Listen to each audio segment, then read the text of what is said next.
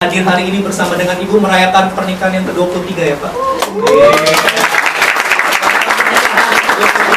Mari kita sambut dengan sekali lagi dengan apresiasi tepuk tangan untuk Pendeta Gilbert Randy.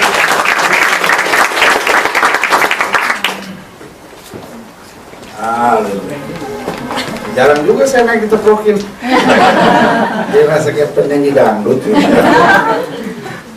Bilang sama sebelah saudara, Tuhan itu baik. Amin.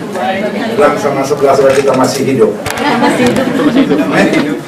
Ya kan, biar dia ada masalah, biar ada tantangan, tapi yang penting kita masih hidup. Amin. Karena Alkitab berkata, biarlah segala yang bernafas memuji Tuhan. Artinya kalau kita masih hidup, apapun yang terjadi kita bersyukur. Amin. Bukan kita sama-sama kalau bawa. Ya kan, nanti kalau nggak bawa juga kebangetan. 1 Tesalonika 2 ayat yang ke-18. Hari ini saya mau share tentang iblis mencegah. 1 Tesalonika 2 ayat yang ke-18. Dikatakan apa di situ? Sebab apa? Kami telah berniat, sama-sama bilang sama saya berniat, untuk datang kepada kamu. Aku Paulus malahkan lebih dari sekali. Tetapi dikatakan apa? Iblis apa? Mencegah kami. Nah, saudara gue yang kasih dalam Tuhan, di sini dikatakan aku telah berniat. Sama-sama bilang sama saya berniat. Nah, setiap kali kita mau berniat sesuatu yang positif, ya kan? Sebagian saudara mungkin menatap saya dan berkata, iya sih, saya sering kali berniat untuk baca Alkitab dari Kejadian sampai Wahyu misalnya. Saya berniat untuk gini, pendeta, sebetulnya saya kan punya pacar, pendeta. Pacar saya tuh bukan orang seiman sebetulnya. Saya berniat untuk putusin dia, tetapi bro memang penurut tapi daging lemah. Ya kan? Nah, saudara gue yang kasih dalam Tuhan, saya ini sebetulnya ada persoalan, pendeta. Saya ini kan tinggal di sini di Korea. Nah, saya sama pacar saya suka buat yang nggak bener gitu, pendeta. Suka raba-rabaan, pecet-pecetan, ya kan? Emangnya main apaan sih raba-rabaan, pecet-pecetan? Saya tuh niat gitu, Pak. Ini tahun 2015 saya mau berhentilah gitu, kan nggak bener hidup Kristen gitu. Tapi gimana ya, pendeta? Saya udah tolak-tolak dalam nama Yesus, tapi nah, kadang-kala kita setiap kali punya niat yang baik. Sebagian saudara berkata, saya pengen gitu melayani Tuhan, saya sungguh-sungguh lah buat Tuhan. Tapi setiap kali saya ingin berniat yang baik, iblis mencegah. Nah, jangan saudara stres dan bilang, saya bingung gitu, pendeta, kenapa sih setan tuh ganggu saya terus? Saya jadi bingung gitu. Loh, jangan bingung kalau setan ganggu, karena setan nggak punya kerjaan lain. Kalau setan bisa main Instagram, pasti dia main Instagram, saudara. Iya kan? Kalau setan bisa chatting-chatting, mungkin dia udah chatting-chatting, saudara, ya kan? Tetapi ini yang saya mau bilang, setan nggak ada kerjaan lain. Kerjaan dia ganggu, ya kan? Bilang sama sebelah saudara, setan mau ganggu nih. Ya kan? Karena Alkitab bilang lawan musuh iblis sama seperti singa berkeliling mencari orang yang apa? Dapat ditelannya. Bilang sama sebelah saudara, dicariin lu. Ya kan? Jadi kalau minggu depan ada yang nggak datang, bilang, dicariin lu. Kalian siapa? Gilbert ya? Enggak, setan. Iya kan? Karena lawan musuh iblis sama seperti singa berkeliling mencari apa? Orang. Sama-sama bilang sama saya, mencari orang. Tanya sama sebelah saudara, lo orang bukan? Iya kan? Saya suka dengar orang bilang, oh iblis mencari mangsa. Enak aja. Kalau iblis mencari mangsa, pas dia udah dekat, kita lemparin ayam aja, ya kan? Tetapi lawan musuh iblis mencari apa? Oh, orang. Ya kan? Berarti yang dicari siapa? Hah? Kita. Tenang sama sebelah saudara, lu tuh. Enggak lah, ya kan? Alkitab bilang pencuri itu datang hanya untuk mencuri, membunuh, dan apa? Membinasakan. Nah, persoalannya banyak orang Kristen pikir, yang penting saya sembah Tuhan, yang penting saya dekat sama Tuhan. That's all great. Tetapi kita seringkali nggak siap untuk spiritual warfare atau peperangan rohani. Sama-sama bilang sama saya, peperangan rohani. Nah, setiap kali kita mau berniat, Setiap kali kita mau plan, setiap kali kita sudah rencanakan sesuatu yang luar biasa, tanpa kita sadari ada peperangan.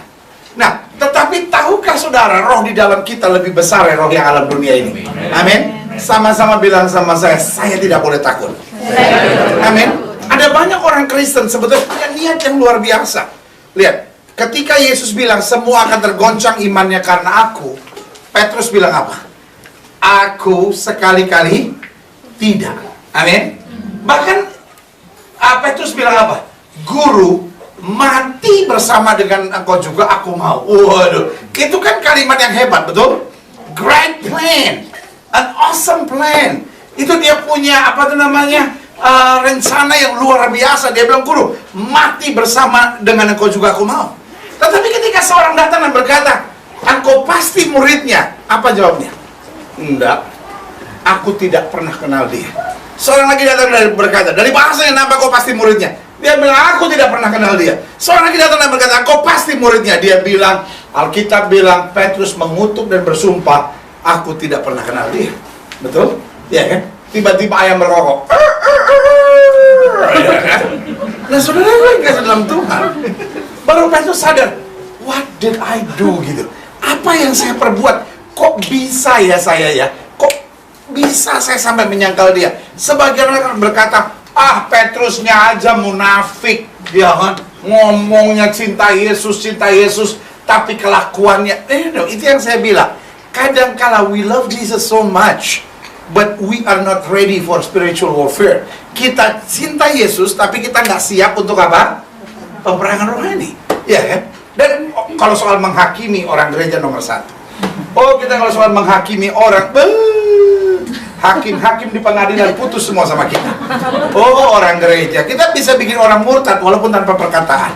Ya kan, orang masuk gereja kita bisa gini nih. Kita kalau soal menghakimi orang, orang lewat aja baru kita. Itu teman gue dulu waktu SMA tuh. Jadi itu orangnya. Kan dulu simpanan guru matematika gue. Lu pikir jangka? Ya, simpanan guru matematika kan kalau nggak jangka menggaris. Tapi bang, sudah akhirnya sampai juga di Korea ya. Pelajaran di Indonesia tuh nggak bagus ya. Saya dulu waktu sekolah belajar matematika, ya kan? Pelajaran matematika di Indonesia jelek sekali, ya kan? Budi membeli apel. Saya belajar gitu nggak? Budi membeli apel. 1 apel harga 500. 1 kilo mendapat 10 buah apel. Lalu Budi juga membeli anggur. 1 kilo anggur 25.000. Jika Budi membayar 250.000, berapa kilo apel dan berapa kilo anggur yang dia dapat, kemudian berapa kembalinya? Loh, urusan Budi.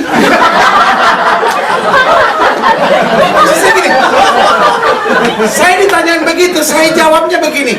Kata mama saya, jangan urusin orang. Kan yang belanja Budi. Dia mau nawar berapa, dia mau dapat berapa, siapa tahu kembaliannya dia mau kasih mbaknya. Bukan urusan kita, ya kan? Urusan Budi, ngapain kita yang ngurusin? Pada kenyataannya kita nggak usah ngitung. Pada saat kita belanja pasti bener, ya kan? Kita kan nggak perlu gitu kayak gitu-gitu. Pas belanja pasti bisa, ya kan? Tapi kalau Budi punya urusan kita bingung, ya kan? Joko, ini lagi kan? Jarak rumah Joko ke sekolah 2 kilometer 400 meter. Jadi 2,4 kilometer. Budi berjalan 1 jam 2 kilometer. Jika Budi berangkat rumah jam 6 pagi, jam berapa dia sampai sekolah? Ya urusan dia.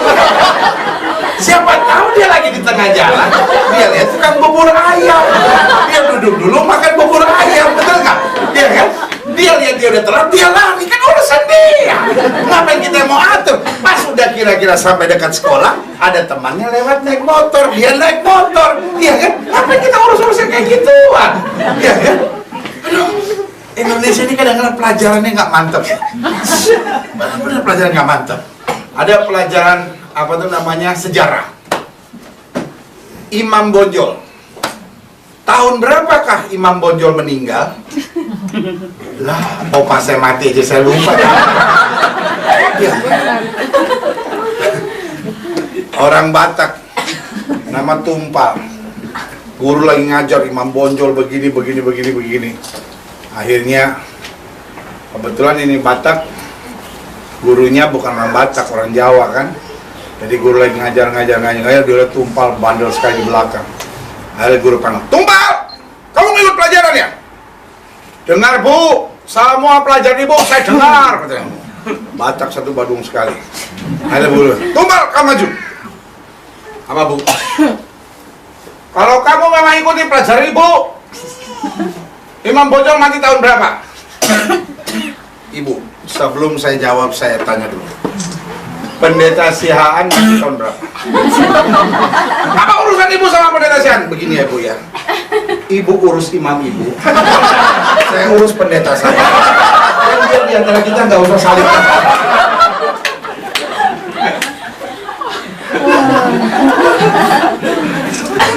Itu yang saya bilang. Kita nih kadang-kala aduh, kalau pengetahuan kurang pandai jadi aneh-aneh, saudara. Nah, cinta Yesus itu luar biasa. Sama-sama bilang sama saya, cinta Yesus luar biasa.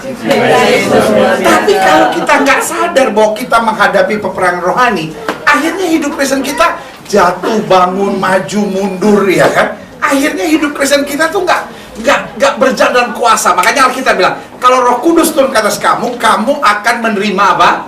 Kuasa. Nah, saya percaya you can never separate Christianity dan power of God. Kita nggak akan pernah bisa pisahkan kekristenan dari kuasa Tuhan. Amin. Sama-sama bilang, saya tidak bisa pisahkan kekristenan dari kuasa Tuhan. Amin. Karena saya percaya to be Christian is to live in power.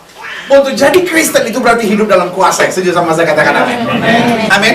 Kita nggak bisa, oh iya saya Kristen yang biasa-biasa aja pendeta, ya kan? No. We can never separate Christianity dan power of God. Kita nggak akan pernah bisa pisahkan kekristenan dari kuasa Tuhan. Amin. Artinya, when we live as a Christian, waktu kita hidup sebagai orang Kristen, kita bilang apa? Seberapa banyak yang menerimanya diberinya apa? Kuasa. Sama-sama bilang sama saya punya kuasa. Makanya kita bilang, apa yang kamu ikat di bumi terikat di sorga. Apa yang kamu lepaskan di bumi terlepas di sorga. Amin. Artinya apa? Kekristenan hidup dalam kuasa. Nah, Paulus bilang begini, aku berniat mau datang kepada kamu, tetapi iblis apa? Mencegah. Makanya Alkitab bilang, lawanlah iblis, maka iblis akan lari. Ada banyak orang Kristen yang bilang, saya pengen gitu pendeta berhenti dari kebiasaan buruk saya pengen berhenti merokok, saya pengen berhenti onani, saya pengen berhenti hidup kasar, kepala batu gitu. Tapi mungkin Tuhan belum menghendaki. Nah, repotnya orang Indonesia ini percaya takdir. Ya. Dia hamil sebelum nikah, ya takdir saya beginilah pendeta. Hamil sebelum nikah, itu bukan takdir, itu genit, saudara. Ya, saya cerai sama suami saya ini udah kawin yang kedua pendeta. Mungkin siapa sih yang mau kawin 2 kali? Tapi kalau memang takdir seperti ini mau diapain? Itu bukan takdir, lunya yang gila, saudara. Ya. Life is about your choice. Hidup adalah tentang pilihan. Ya, setuju sama saya, katakan amin. Amin. Iya kan? Apakah saya mau hidup benar, apakah saya mau hidup ngaco, ya kan? Karena setan selalu ada. Selalu mau dekat Tuhan, selalu nggak mau dekat Tuhan, setan selalu ada. Dan setan nggak punya kerjaan lain kecuali ganggu, ya kan? Dan di antara yang dia ganggu, paling senang dia cari anak Tuhan, ya kan? Dan yang anak Tuhan paling senang dia cari yang udah pelayanan. Amin. Ya kan? Makanya yang paling dia incar itu lu. Karena apa? Karena kita semua tadinya mantannya dia. Saudara tanya sama saya, kenapa sih setan senang ganggu saya? Loh, karena saudara tadinya mantannya dia. Tadinya kan saudara dekat sama dia, bohong. Ya sekarang bukan mantan dong, kalau bohong sih masih sampai sekarang. Ya.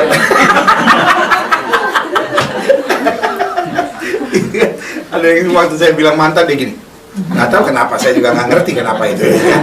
Kok dia kaget sendiri ya kan. Karena ada orang kalau udah putus sama pasangannya seneng gitu beli nomor baru, terus telepon.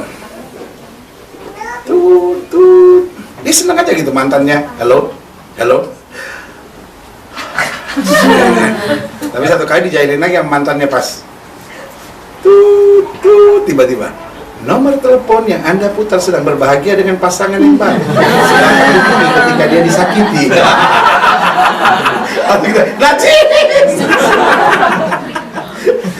Yang lebih parah lagi adalah orang udah saudara putusin, mama saudara masih nanya-nanyain, ya kan?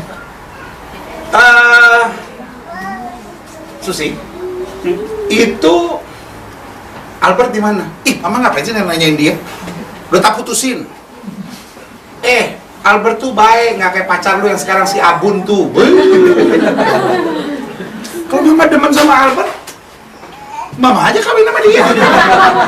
Ya. Kan orang zaman sekarang kan ada tuh yang gitu suka heran.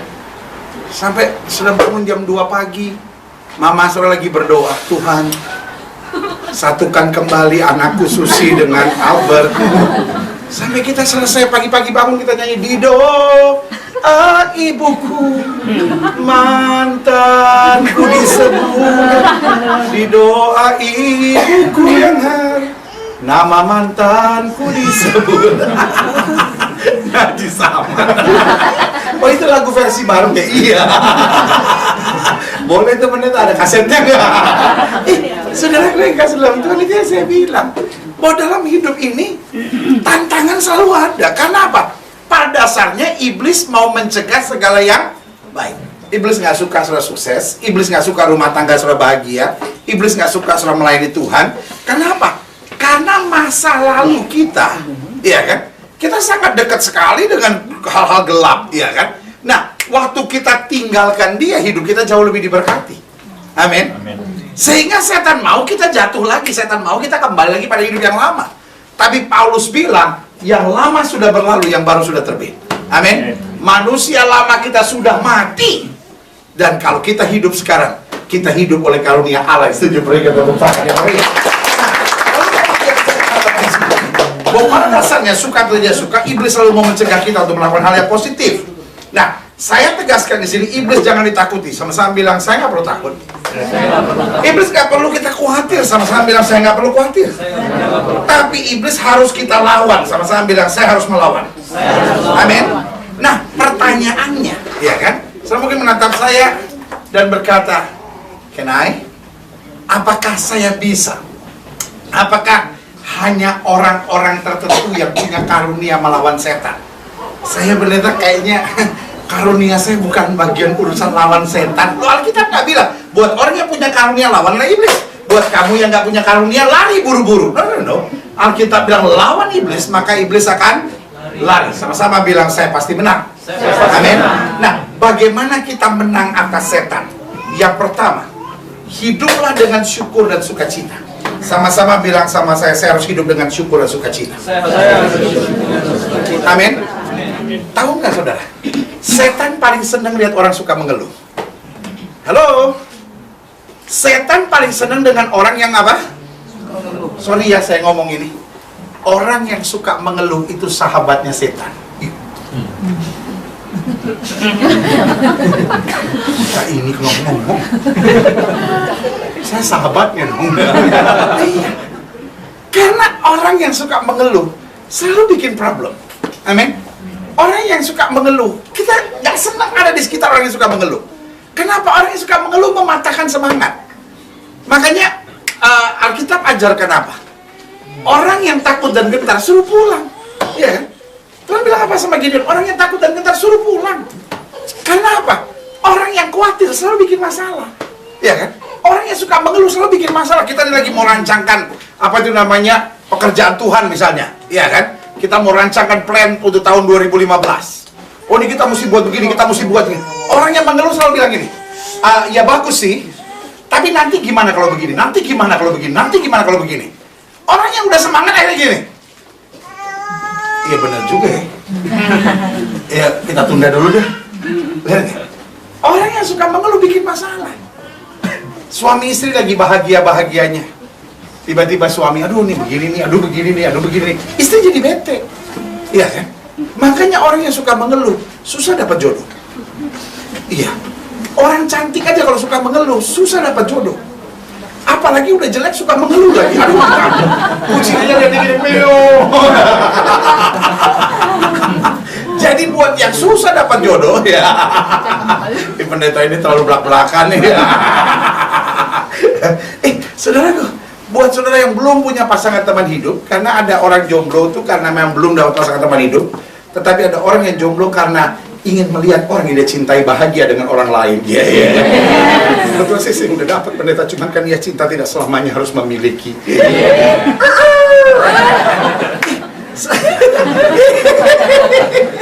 Jadi sebagai hamba Allah, saya cuma mau tekankan sederhana aja gitu, bahwa saudara yang kasih dalam Tuhan, hidup tuh harus syukur. Amin. Hidup harus syukur dan sukacita. Setan paling bete lihat orang yang bersyukur dan bersukacita. Amin.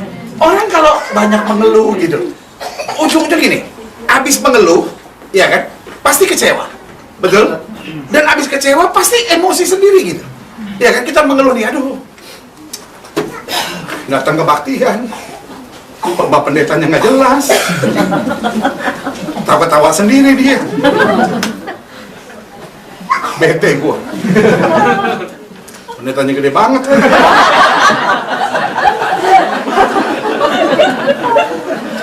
Tawamu adalah tangis. Rupanya dari tadi itu yang dalam pikiran. Pas saya ngomong, lah, bener, dosa lu. Nanti gede banget lagi. Susah gua bedain mana tiang gereja, mana tiang.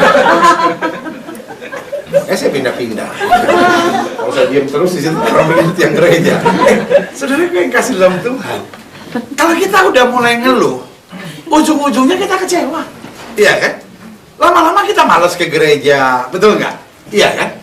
Itu sebabnya di gereja yang sama ada orang yang keluar, ada orang yang makin bertumbuh, betul nggak? Karena kalau kita bingung, kan gerejanya sama, tapi ada orang kalau ngomong soal gereja, paling jago banget, apa? Gereja-gereja orang munafik semua. Tapi ada orang yang menangis dan bilang, aduh saya dapat mujizat di gereja itu. Lihat, persoalannya it's not about the church, it's about your heart. Bukan soal gerejanya, tapi soal hati saudara. Amin. Life doesn't need to be perfect. Hidup nggak harus sempurna, just do your best. Amin.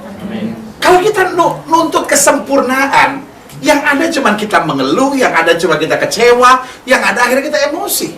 Tanpa kita sadari, kita membuka celah untuk iblis masuk. Sampai sini jelasnya? Iya kan? Suami saudara nggak mungkin sempurna. Karena kalau suami sudah sempurna, tak mungkin dia naksir sama istri seperti saudara. Betul nggak? Sial amat dia sama bini kayak lu. Iya kan? Kutuk apa atas hidupnya sampai dapat bini kayak lu kalau dia sempurna? Iya. Lu bener. Istri saudara nggak mungkin sempurna, Pak. Kalau istri sudah sempurna, model kayak lu Pak, dia acuh ya. Justru karena istri sudah nggak sempurna, makanya dia stuck sama laki-laki kayak lu. Ya udah nggak ada jalan lain deh, udahlah Tuhan. Ya. Iya kan? Jadi jangan harapkan suami atau istri sudah sempurna. Iya kan? Anak saya nakal benar pendeta. Lah bapak ibunya nakal. Ya kan, ya udahlah terima aja lah gitu ya kan. Jadi life doesn't need to be perfect. Oh gereja begini ya, ada masalah itu. It's normal. Kenapa? We are not in Eden yet. Kita kan belum tiba di sorga, saudara. Amin. Jadi selama kita ada di dunia, hidup memang gak sempurna. Tetapi kan kita masih bisa bersyukur. Amin. Bersyukur menjadikan segala sesuatu indah. Kadang-kadang bukan soal keadaannya, soal hati kita melihatnya. Amin. Kalau kita melihatnya segala sesuatu dengan kacamata syukur, semua jadi indah. Amin. Yang sudah suami istri, ya kan? Nanti malam sebelum tidur, malam tatap-tatapan. Saya orang terbahagia di muka bumi, punya istri seperti kamu. Itu besok pagi Pak, besok pagi Pak ya. Itu kopi bukan dicangkir Pak, di ember Pak. Bukan cuma diminum, Pak, bisa cuci muka. Ngerti nggak? Ngerti nggak? Betul. Istri-istri sebelum tidur tatap suami dan bilang, sayang, aku wanita yang paling berbahagia punya suami seperti kamu. Aduh, itu malam, Pak. Itu malam ya, Bu ya. Waktu suami ngorok, itu nadanya jazz rock.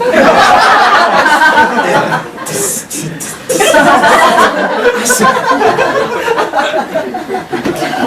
Tapi setiap malam sebelum tidur di sini, kenapa sayang? Tahu dosa apa gue sampai punya laki kayak lu? Suami juga dia punya ngorok nakutin. Kan ada orang ngoroknya beraturan, ada orang ngoroknya nggak beraturan kan? Kalau ngorok beraturan tuh gini. Nah, itu ngorok beraturan. Ada yang ngorok ini.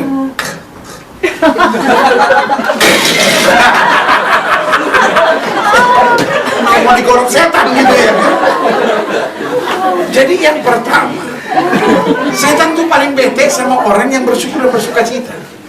Coba, Daniel dibuang ke gua singa bersyukur, ya kan? Yusuf dibuang ke dalam penjara difitnah sebagai pemerkosa bersyukur. Paulus dan Silas dibuang ke dalam penjara, disiksa dan dianiaya, mereka malah memuliakan Tuhan, ya kan? Coba belajar deh, mulai hari ini masalah apapun belajar bersyukur. Mungkin sebenarnya natap saya agak aneh gitu. Jadi suami saya selingkuh, saya harus bersyukur, Tuhan terima kasih, suami saya dapat yang mudahan. Itu namanya udah kepukul di otak. Itu bukan bersyukur, itu kepukul di otak. Kita bukan bersyukur karena masalah, kita bersyukur di tengah masalah. Amin. Kita bersyukur bahwa kita masih punya Tuhan. Kita bersyukur bahwa Tuhan gak pernah tinggalkan kita.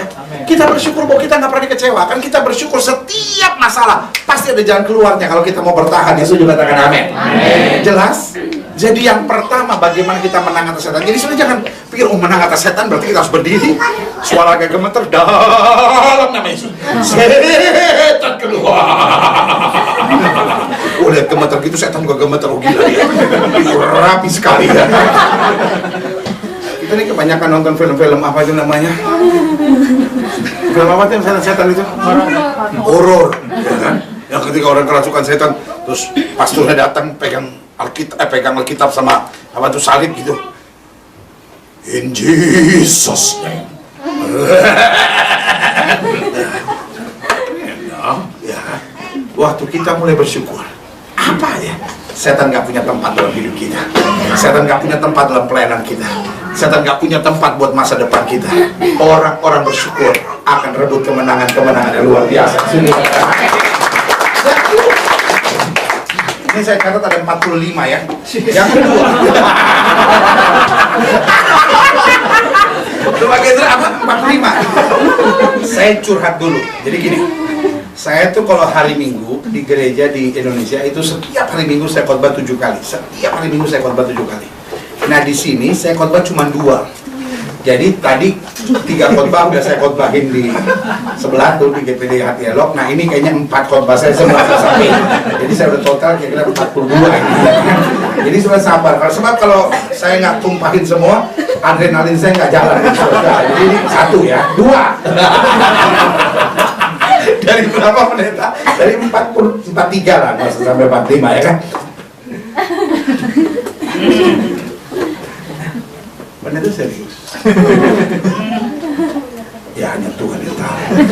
Yang kedua, jadi yang pertama apa? Hidup dengan syukur dan sukacita. Sama-sama bilang saya harus bersyukur dan bersukacita dalam segala hal. Amin. Yang kedua, bagaimana kita bisa melawan iblis? Kita bisa melawan iblis kalau hidup kita lurus, bersih, dan gak aneh-aneh. Amin. Sama-sama bilang sama saya, hidup saya harus lurus. Sama-sama bilang sama saya, hidup saya harus bersih. Sama-sama bilang sama saya, hidup saya gak aneh-aneh. Amin. Saya bilang Herodes itu gak lurus. Saya bilang Herodes itu gak bersih. Saya bilang Herodes itu macam-macam dalam hidupnya. Hanya karena ada orang-orang Majus datang lalu bilang gini, di manakah raja yang baru dilahirkan? Waduh, dia langsung emosi. Dia langsung berpikir, Satu saat raja itu akan menggantikan saya. Dan karena itu dia beri perintah, bunuh anak di bawah umur 2 tahun mati semua. Dan akibatnya bukan Yesus yang mati, Herodes yang hancur. Ngerti nggak sampai di sini? Iya kan? Firaun misalnya. Firaun boleh kedudukannya tinggi, Firaun boleh orang kaya, Firaun boleh miliki segala-galanya, tetapi hidupnya nggak bersih, hidupnya nggak lurus, hidupnya aneh-aneh, saudara. Amin? Iya kan? Tapi beda sama Yusuf. Yusuf itu siapa sih? Cuma budak, saudara. Amin? Tapi hidupnya bersih, hidupnya lurus, hidupnya nggak aneh-aneh. Waktu digoda sama istrinya Potifar, tiap hari lo digoda. Uju,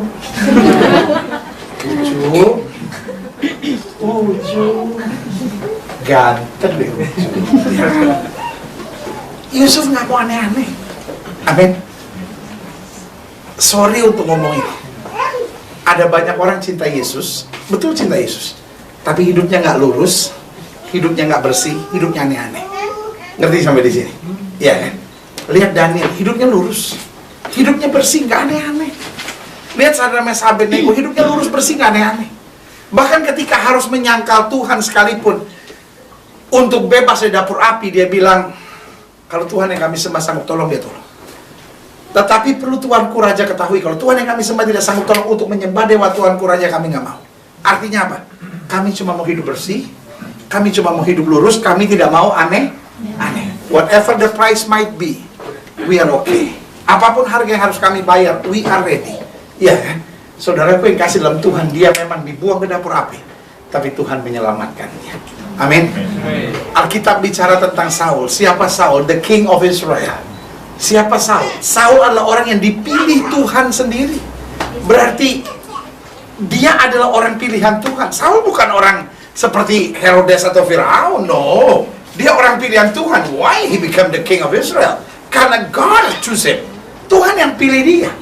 Tetapi setelah dipilih jadi aneh-aneh, jadi macam-macam, dan hidupnya jadi nggak lurus dan bersih. Waktu Daud keluar berperang mengalahkan Goliat, dan wanita-wanita Yerusalem bilang, Saul mengalahkan beribu-ribu musuh dan Daud mengalahkan berlaksa-laksa. Mulai timbul iri hati, mulai aneh-aneh, saudara-saudara. Dia merancangkan pembunuhan, ya kan? Ada banyak orang iri gitu. Lihat orang lain lebih sukses, lihat orang lain lebih dipakai Tuhan. Sekarang dia udah pelayanan ya, jadi singer. Tapi sorry lah kalau gue ngeliat dia ya, suaranya sih bagus. Tapi kalau dia yang jadi singer, pujian kayak nggak ngangkat. Lu angkat dong kalau gitu, harusnya lu angkat ya. Gue bingung kalau gereja tuh dia pelayanan ya, kayak pujian kurang naik. Lu naik kan di meja kan, pujiannya nggak ngalir. No, ke sungai sono. Anyut-anyut lu. Itu ya, aneh-aneh saudara ya kan. Ketika hidup kita mulai ada iri, ketika hidup kita mulai serakah, itu kan saya bilang aneh-aneh kan. Daud nggak mau aneh-aneh, nggak mau macem-macem. Ya kan? Dia ngadepin Goliat, dia dimaki sama Goliat. Hey, anjingkah aku sampai kau datangi aku dengan batu seperti itu? Saudaraku yang kasih dalam Tuhan, dia nggak aneh-aneh, dia nggak macem-macem. Dia bilang, ya kita coba aja dulu. Saya kan cuma punyanya batu. Nanti lihat, kalau lu yang menang, ya syukur. Kalau gue yang menang, dia nggak mau aneh-aneh, dia nggak macem-macem, dia lurus aja. Dia bilang apa? Kalau Tuhan yang kamu, dia bilang apa? Kau boleh datangi aku dengan pedang, tombak, dan demi, tapi aku datangi engkau dengan nama Tuhan semesta alam. Amin. Lurus aja hidupnya, bersih, karena Tuhan bilang dia pasti bela, Tuhan pasti bela. Dia nggak mau mikir nanti gimana kalau gua kalah ya, bisa mati konyol gua gitu. Hidup ini nggak usah aneh-aneh. Amin. Alkitab bilang selama kita tidak milih ke kiri maupun milih ke kanan, hidup kita pasti diberkati kok. Amin. Nggak usah jadi penjilat, ya kan? Nggak usah jadi orang yang menghalalkan segala cara. Pokoknya lurus, bersih aja. Dan kita kagum, persis di ujung jalan kesetiaan selalu ada mahkota kemuliaan yang Tuhan sediakan. Sama-sama bilang sama saya, bersyukur dan bersuka cita. Yang kedua, sama-sama bilang sama saya, hidup lurus, bersih, dan nggak macam-macam. Amin. Saudara, di Korea ini bersih aja pokoknya hidup saudara. Lurus aja, nggak usah macam-macam, nggak usah aneh-aneh, nggak usah milih ke kiri maupun milih ke kanan. Aku akan kagum dan pemeliharaan Tuhan. Amin. Yang ketiga, bagaimana kita bisa menang, bisa melawan iblis? hidup melekat pada Kristus. Sama-sama bilang melekat pada Kristus. Bukan soal siapa kita, tapi soal siapa yang di dalam kita. Amin. Iya. Ketika saudara sedang jalan sama komandan pas pampres, iya kan? Semua preman mana juga akan lari lihat saudara. Persoalannya bukan saudaranya, tapi saudara sedang sama siapa. Amin. Makanya Alkitab bilang kalau kamu tinggal dalam aku dan firmanku tinggal dalam kamu, minta apa saja. Makanya selalu saya bilang, orang yang hidupnya nggak mau melekat sama Tuhan, itu an on Christian. Tahu an on Christian, ya kan? Itu bahasa dari gunung itu, an on Christian, saudara. Ya kan? Orang Kristen yang bodoh, saudara. Makanya Alkitab bilang, kalau kamu dengar firman dan tidak melakukannya, kamu sama seperti orang yang apa? Bodoh. Kenapa bodoh? Kalau kita melekat kepada Kristus, Alkitab bilang, aku catat menanggung segala perkara dalam Kristus yang memberi kekuatan kepadaku. Amin. Orang-orang yang Tuhan pakai bukan orang-orang yang sempurna, tapi orang-orang yang melekat pada Kristus. Amin. Makanya anak-anak Skewa juga mau coba mengusir setan toh, iya kan? Mereka bilang apa? Kami mengutuk engkau setan di dalam nama Yesus yang diberitakan oleh Paulus. Setan bilang apa? Jesus I know, Paul I know, but who are you? Siapa kamu?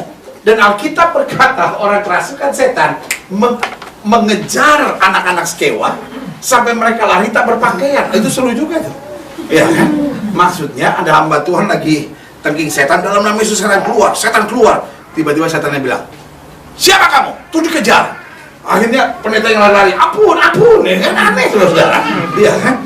Nah ini yang saya bilang, kalau kita nggak melekat kepada Kristus, setan juga tahu kok siapa kita.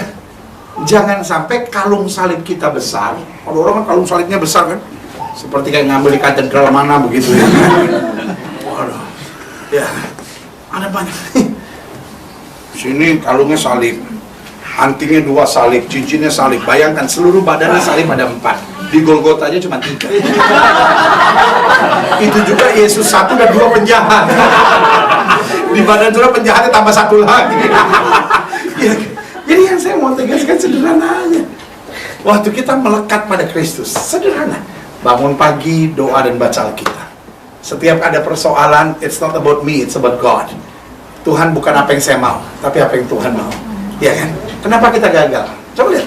Dalam rumah tangga bisa, kenapa banyak ribut? Istri bilang, pokoknya saya maunya begini. Suami bilang, diam kamu, saya maunya begini. Ketika masing-masing cuma mengandalkan maunya, hidup hancur. Makanya doa Yesus di Taman Getsemani, biar bukan kehendakku yang jadi, melainkan kehendakmu yang terjadi. Musa sampai bilang gini, kalau Tuhan tidak menyertai aku tidak akan berangkat. Orang-orang yang melekat pada Tuhan tidak mau jauh dari Tuhan. Orang-orang yang melekat pada Tuhan tidak akan gentar menghadapi apapun. 1000 boleh rebah di sisi kiri kita, 10.000 boleh rebah di sisi kanan kita, itu tidak akan menimpa kita. Amin. Orang-orang yang melekat kepada Tuhan bukan berarti nggak ada masalah, tetapi orang-orang yang melekat kepada Tuhan tidak akan pernah menyerah di tengah masalah. Karena di ujung jalan kesetiaan kita selalu ada mahkota kemuliaan. Artinya apa? Kita tidak akan berhenti. Kita harus finishing strong, ya kan? Ada banyak orang langkah awalnya baik, tapi Alkitab bilang gini, apakah kamu mau memulai dengan roh tapi mengakhiri dalam daging? Iya kan? Apakah kita mau semangat melayani Tuhan lalu hanya karena ada hal-hal yang menyakitkan dan mengecewakan, lalu kita mulai lari dari masalah, kita mulai lari dari pelayanan, kita mulai lari dari kesetiaan kita kepada Tuhan? Hari ini kita bilang, tidak, saya akan melekat dengan Kristus. Apapun yang terjadi, saya percaya Kristus rancangkan segala sesuatu untuk kebaikan saya. Berikan tepuk tangan. Yang terakhir saya pelajari, iblis jangan ditakuti, tapi dilawan. Kita bisa melawan iblis. 1, hidup dengan syukur dan apa? Sukacita. 2, apa? Hidup lurus, bersih dan nggak macam-macam. 3, apa? Hidup melekat pada Kristus. Dan yang keempat, yang terakhir, saya berubah pikiran. Jadi 45, saudara. 4 saja cukup, ya kan? Yang keempat, yang terakhir, kita bisa melawan iblis kalau kita hidup dengan iman dan semangat. Sama-sama bilang sama saya iman. Sama-sama bilang sama saya semangat. Amin. Alkitab bilang begini, orang yang bersemangat dapat menyelesaikan persoalannya. Amin. Dan saya percaya semangat adalah awal dari iman. Ya kan? Yang setan bunuh pertama kali dalam hidup kita, selalu semangat kita. Kita mau baca Alkitab. Kadang-kadang 1 Januari kita mulai itu baca Alkitab dari Kejadian 1 ayat 1. Terus. Pas Februari sampai Imamat. Ya kan? Atau Keluaran. Yang si ini memperanakan ini memperanakan ini memperanakan ini. Minggu depan udah baca. Apalagi Imamat ini, korban ini dipotong darahnya, dipercaya. Ini apa lagi semuanya ini, ya kan? Ya kan? Nah, yang setan bunuh selalu adalah apa? Semangat. Kita lagi penyembahan bahasa roh, seperti ada suara yang bilang, ngomong apa sih? Gak jelas, apaan sih lu? Kayak burung kutilang berbunyi, lili, ya kan? Lalu kita mulai, iya buat apa saya penyembahan begini ya? Jadi yang pertama setan mau buat adalah membunuh semangat, ya kan? Ya pendeta rumah tangga saya udah gak bisa dipertahankan pendeta. Kita di rumah ya pendeta, cuman lihat-lihatan aja berkelahi. Saya lihat dia lihat, apa sih lu lihatnya? Kamu udah berubah ya, dulu kan manis kalau ngomong kasar. Jadi kamu apa? Terserah kamu. Kamu jual, saya beli. Mangkelah kali. Mau main jual beli aja. Ya kan? Jadi kadang-kala semangat mempertahankan rumah tangga, semangat untuk berjuang, semangat untuk melayani, ada aja. Kita lagi semangat-semangat melayani, ada hal-hal yang menyakitkan, ada hal-hal yang mengecewakan. Lalu kita udahlah Tuhan, mungkin memang bukan panggilan saya kalau di gereja gitu. Setiap kali saya mau dekat gitu sama pelayanan, sama hamba-hamba Tuhan gitu, Tuhan menyingkapkan borok-boroknya ke saya. Bukan Tuhan menyingkapkan, setan memang mau membunuh apa semangat. Alkitab bicara, ada seorang pengemis buta, namanya Bartimeus, duduk di pinggir jalan. Lalu Yesus lewat. Dia nggak bisa lihat, tapi dia bisa dengar. Dia tanya, who is passing by? Siapa yang lewat? Orang bilang, Jesus from Nazareth. Dia teriak, Jesus son of David, have mercy on me. Tiba-tiba apa yang terjadi? Bukan orang tolong, malah orang suruh diem. Kenapa dia disuruh diem? Karena miskin dan buta, saudara-saudara. Coba kalau ini orang kaya, digendong sama Petrus. Masih Petrus bilang sama Thomas, Tom, kita gendong dia, Tom. Siapa tahu nanti disembuhkan sama bos, ya kan? Uang ongkos aja lumayan, ya. Tapi pengemis buta, dia pikir juga, udahlah Tom, gak usah lah kita bantu-bantuin kayak gini nih. Aduh, nih bangsa disembuhkan sama guru juga ya. Minta uang belanja nih, parah nih, ya kan? Aduh, gitu ya kan? Makanya sampai tuh, diam lu, ya kan? Tapi ini yang Alkitab bilang, dia berteriak lebih keras lagi. Amin. Artinya apa? Dia tetap bersemangat. Amin. Kenapa mereka suruh diam? Iya kan? Setan mau membunuh semangatnya. Sampai dia kecewa. Untung gua buta. Kalau gua bisa lihat, gua plototin tuh semua. Tapi dia nggak mau terbawa dengan yang saya beri nama a self-pity spirit. Ada orang yang kayak punya a self-pity spirit gitu. Ya, saya keluarga broken home, saya orang susah, saya banyak masalah, saya nggak tahu. Kita masih punya Tuhan. Amin. Kita orang-orang berbahagia. Sama-sama bilang saya orang berbahagia. Sama-sama bilang saya orang beruntung. Sama-sama bilang saya orang yang diberkati. Kenapa? Nah, Tuhan pilih kita kok. Amin. Iya, orang lain boleh lebih kaya dari kita, tapi kita lebih bahagia. Orang lain boleh lebih hebat dari kita, tapi kita lebih diberkati. Kenapa? Kita punya Tuhan yang memberi kepastian buat kita. Amin. Kenapa sih jadi orang suka minder gitu? Ya tapi pendeta, saya itu banyak masalah. Hey! Berhenti sama self-pity spirit. Roh yang membuat kita cuma menangisi hidup kita, menangisi masalah kita. Sama-sama bilang, saya harus bersemangat. Apa sih yang kurang dalam hidup saya? Ada Roh Kudus dalam diri kita, ada pasukan malaikat yang jaga kita. Sampai Alkitab bilang, satu utas rambutmu pun tidak akan jatuh ke tanah tanpa izin Tuhan. Amin. Iya kan? Ini saatnya kita bersemangat. Apapun masalah kita hadapi, bilang aja saya masih punya Tuhan. Iya kan? Air mata kita boleh mengalir, tapi langkah kita harus berjalan tegak. Kita tenang aja, kita bilang saya masih punya Tuhan kok. Tuhan gak akan mungkin mempermalukan saya. Singa muda boleh merana kelaparan, tapi orang yang berharap Tuhan tidak pernah kekurangan sesuatu yang baik. Setan pengen kau kecewa, setan pengen kau lemah, setan pengen kau kembali ke hidup yang lama. Setan pengen segala niat-niat positifmu itu dihancurkan hanya karena kekecewaan, kepahitan, masalah, dan persoalan. Tapi hari ini bilang, problem will never kill my vision. Masalah tidak boleh membunuh visi-visi saya. Tuhan sumber kekuatan saya. Saya pasti menang. Karena roh di dalam saya lebih besar dari roh yang alam dunia ini. Kita bangkit berdiri. Kita datang pada Tuhan. Ku pandang wajah-Mu dan berseru pertolonganku. Ku datang dari-Mu, peganglah tanganku, jangan lepaskan. Kaulah harapan dalam hidupku. Ku pandang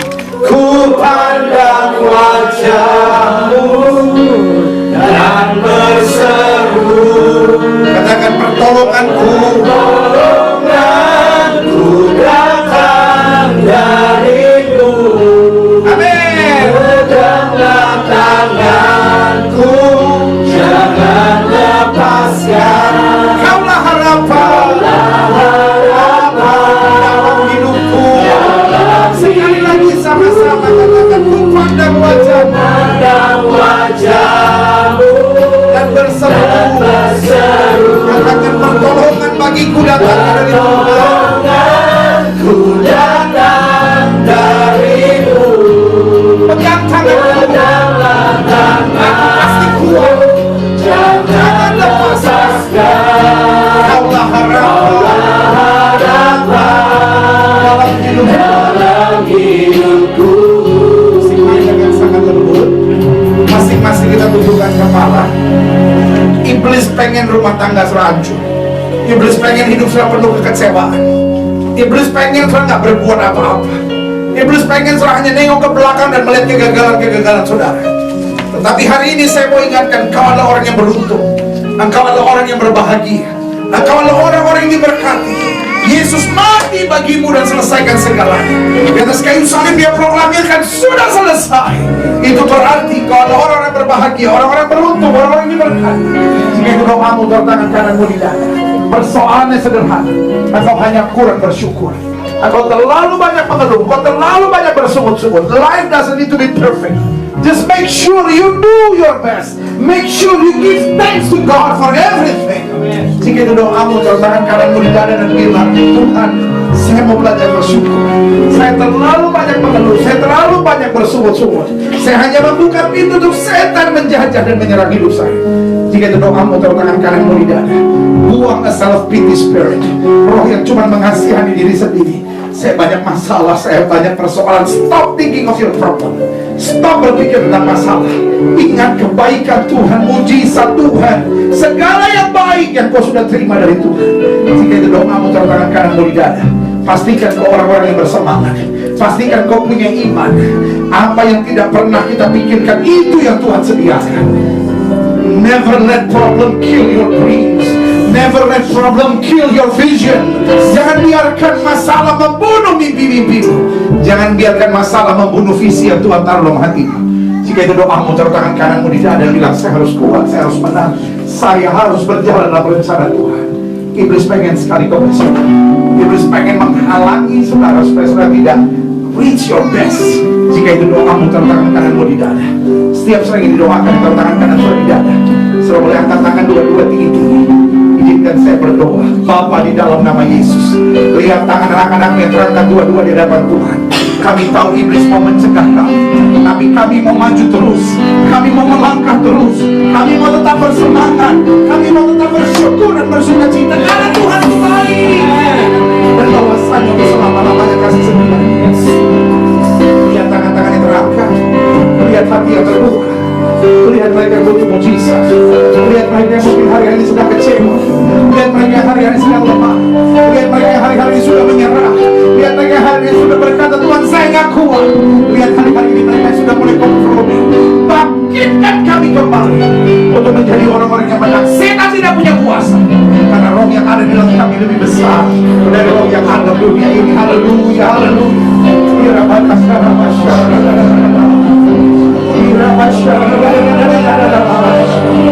Satu persatu Tuhan urapi, satu persatu Tuhan jawab. Roh kemuliaan Tuhan turun dalam nama Yesus.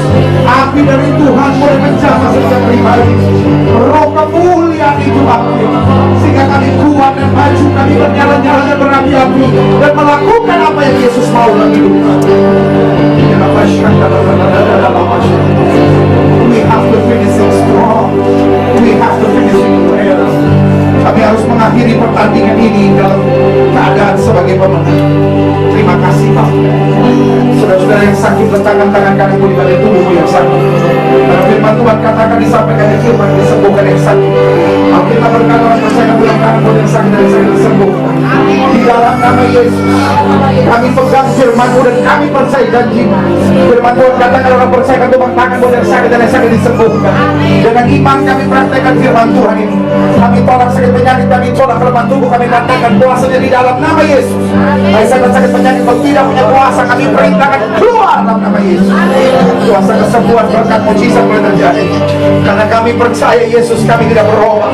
Dulu, kemarin, hari ini dan sampai selama-lamanya. Dengan iman kami nyatakan, oleh bilu-bilu Yesus kami yang percaya sudah dijamah dan disembuhkan Tuhan dengan kuasa yang luar biasa. Haleluya. Terima kasih Bapak. Setiap pribadi Tuhan jamah, sehingga kami semua boleh jadi berkat dan menyatakan kemuliaan Kristus. Gereja di tempat ini yang mengucapkan berkat di dalam nama Bapa, Anak dan Roh Kudus. Di dalam nama Tuhan Yesus Kristus, gereja ini diberkati. Gembala dan keluarganya selalu melihat kemuliaan Tuhan yang luar biasa. Setiap yang terlibat dalam perayaan penuh dengan api Tuhan, karunia ide-ide untuk memajukan pekerjaan Tuhan. Setiap kami bernyala-nyala oleh Roh Tuhan. Gereja ini boleh menjadi gereja mujizat. Gereja ini boleh menjadi gereja berkat. Gereja ini boleh menjadi gereja kemuliaan. Gereja ini boleh menjadi gereja di mana karunia rohani Allah makin nyata. Terima kasih Bapak. Setiap kami mencintai Yesus. Terima kasih Bapak. Abang mengasihi jemaatmu satu persatu. Apa yang Tuhan taruh di hati Anda sudah Abang sampaikan bagi umat Anda. Doa firman terbatas. Apa saja mereka kerjakan berhasil. Mereka nggak turun tapi naik. Mereka jadi ekor, mereka jadi kaki. Mereka yang penuh mujizat di bagian hidup mereka. Terima kasih Bapak. Kami bangga punya Tuhan seperti itu. Apapun yang terjadi, baik kami yang studi di tempat ini, baik kami yang tinggal di tempat ini, baik kami yang bekerja di tempat ini, selalu boleh melihat kebaikan Tuhan yang sempurna. Apapun ini doa-doa kami, hari ini Tuhan boleh jawab. Kami boleh keluar bangkit dan berkata, Tuhan menyertai kami dan kami lebih daripada orang yang lain. Terima kasih Bapak. Haleluya. Yesus pegang erat tanganku, ku tak dapat hidup di luar kasih-Mu. Bapa, jangan tinggalkan aku. Engkau alasan selamaku hidup. Sekali lagi katakan Yesus pegang erat tanganku, ku tak dapat hidup di luar kasih-Mu. Bapa, jangan tinggalkan aku. Engkau alasan selamaku hidup.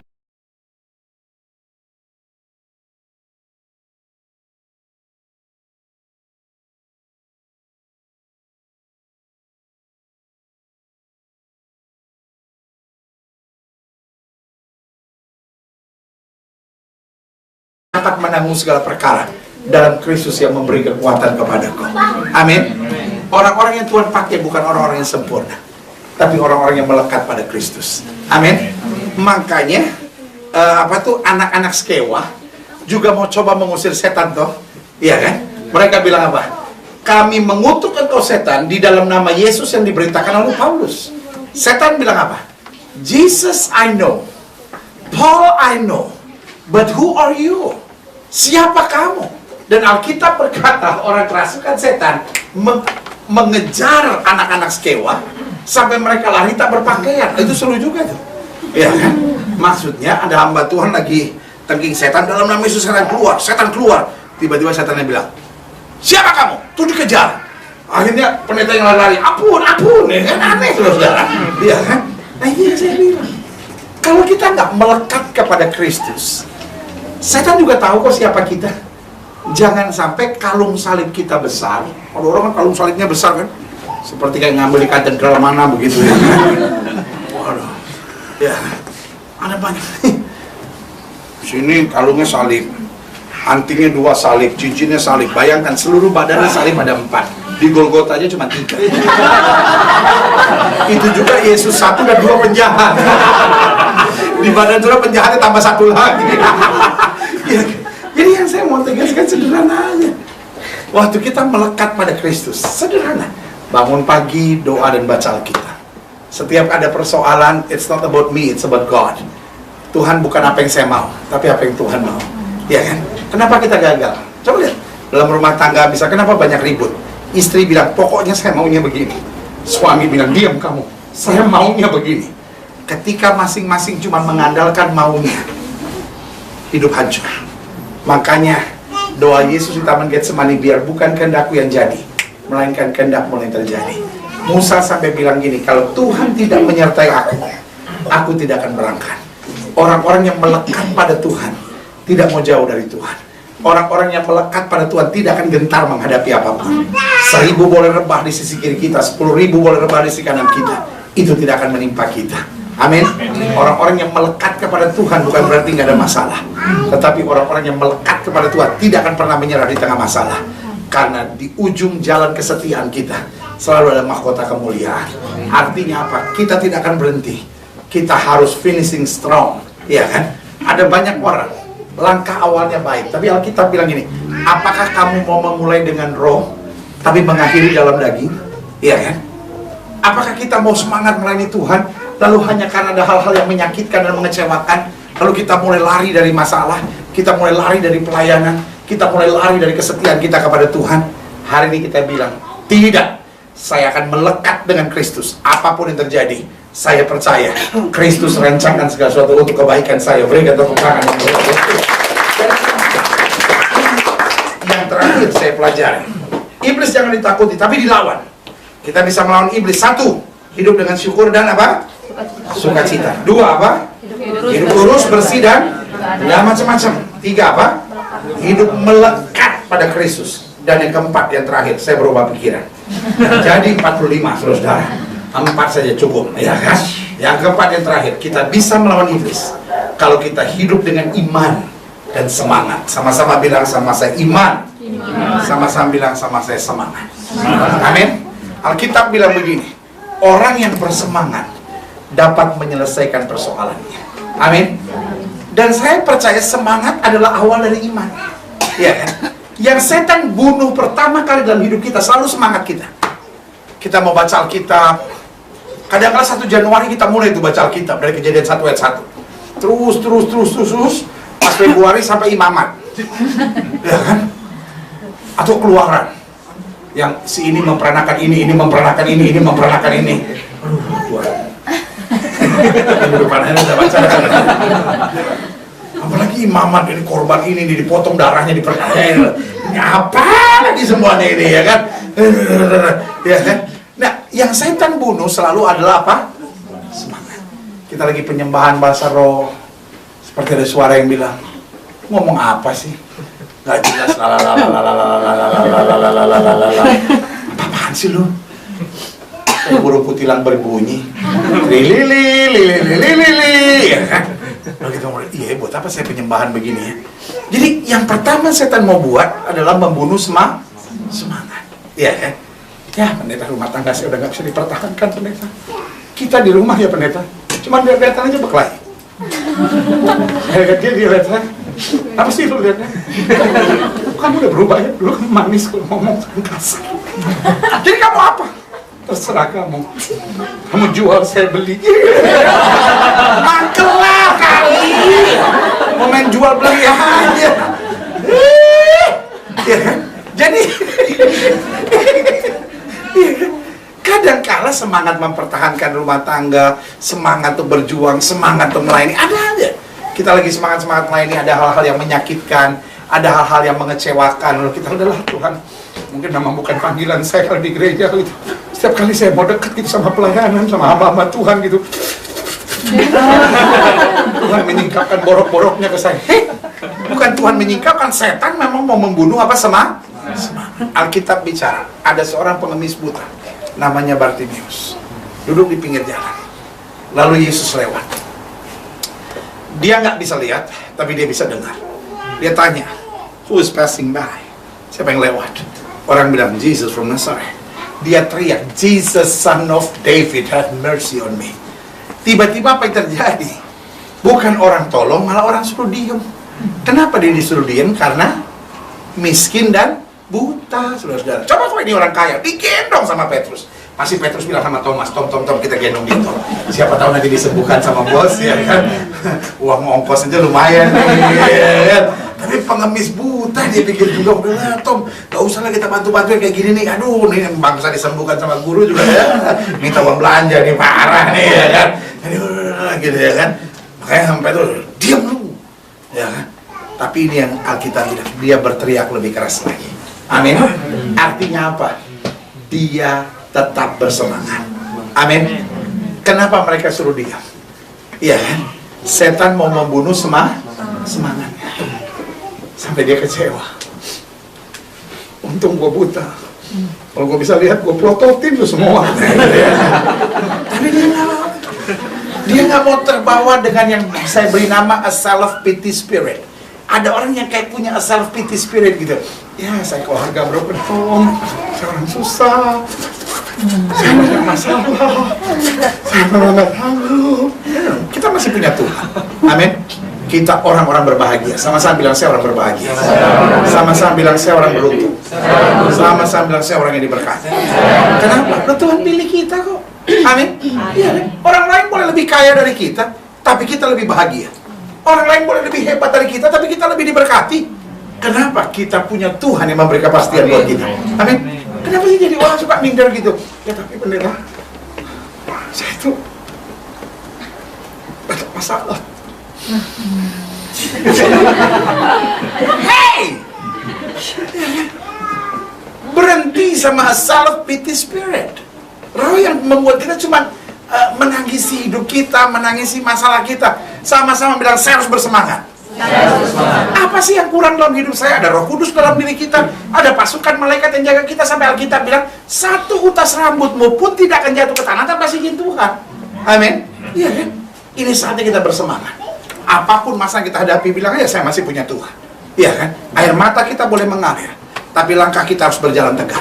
Kita tenang aja, kita bilang saya masih punya Tuhan kok. Tuhan gak akan mungkin mempermalukan saya.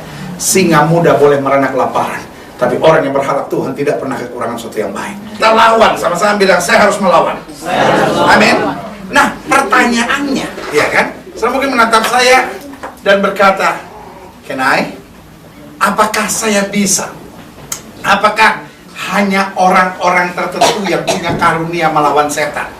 Saya benar kayaknya karunia saya bukan bagian urusan lawan setan. Loh, Alkitab nggak bilang buat orang yang punya karunia lawanlah iblis. Buat kamu yang nggak punya karunia lari buru-buru. No. Alkitab bilang lawan iblis, maka iblis akan lari. Sama-sama bilang saya pasti menang. Amin. Nah, bagaimana kita menang atas setan?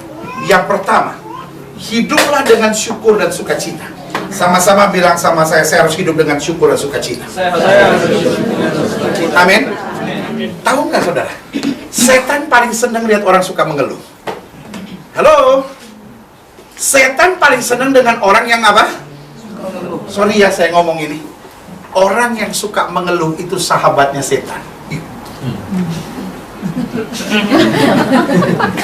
Nah, ini kalau ngomong saya sahabatnya dong. Karena orang yang suka mengeluh selalu bikin problem. Amin. Orang yang suka mengeluh, kita nggak senang ada di sekitar orang yang suka mengeluh. Kenapa? Orang yang suka mengeluh mematahkan semangat. Makanya Alkitab ajarkan apa? Orang yang takut dan gentar suruh pulang. Ya kan? Tuhan bilang apa sama Gideon? Orang yang takut dan gentar suruh pulang. Karena apa? Orang yang khawatir selalu bikin masalah. Ya kan? Orang yang suka mengeluh selalu bikin masalah. Kita ini lagi mau rancangkan apa itu namanya, pekerjaan Tuhan misalnya, iya kan? Kita mau rancangkan plan untuk tahun 2015. Oh, ini kita mesti buat begini, kita mesti buat begini. Orang yang mengeluh selalu bilang gini, ya bagus sih, tapi nanti gimana kalau begini, nanti gimana kalau begini, nanti gimana kalau begini. Orang yang udah semangat akhirnya gini, iya benar juga ya. Ya kita tunda dulu deh. Lihat nih. Orang yang suka mengeluh bikin masalah.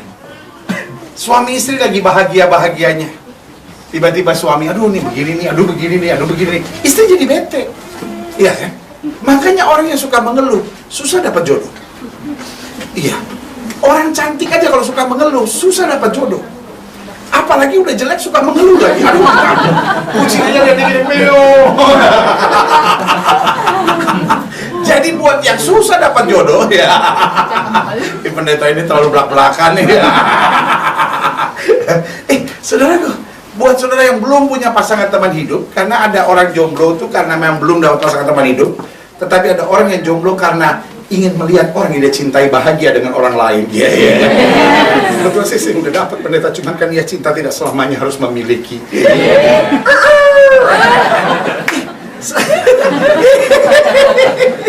Jadi sebagai hamba Allah saya cuma mau tekankan sederhana aja gitu, bahwa saudara yang kasih dalam Tuhan, hidup tuh harus syukur. Amin. Hidup tuh harus syukur dan sukacita. Setan paling bete lihat orang yang bersyukur dan bersukacita. Amin. Orang kalau banyak mengeluh gitu, ujung-ujungnya gini, abis mengeluh, ya kan, pasti kecewa, betul? Dan abis kecewa pasti emosi sendiri gitu, ya kan? Kita mengeluh nih, aduh, datang kebaktian, Pak pendetanya nggak jelas, tawa-tawa sendiri dia, bete gua, pendetanya gede banget.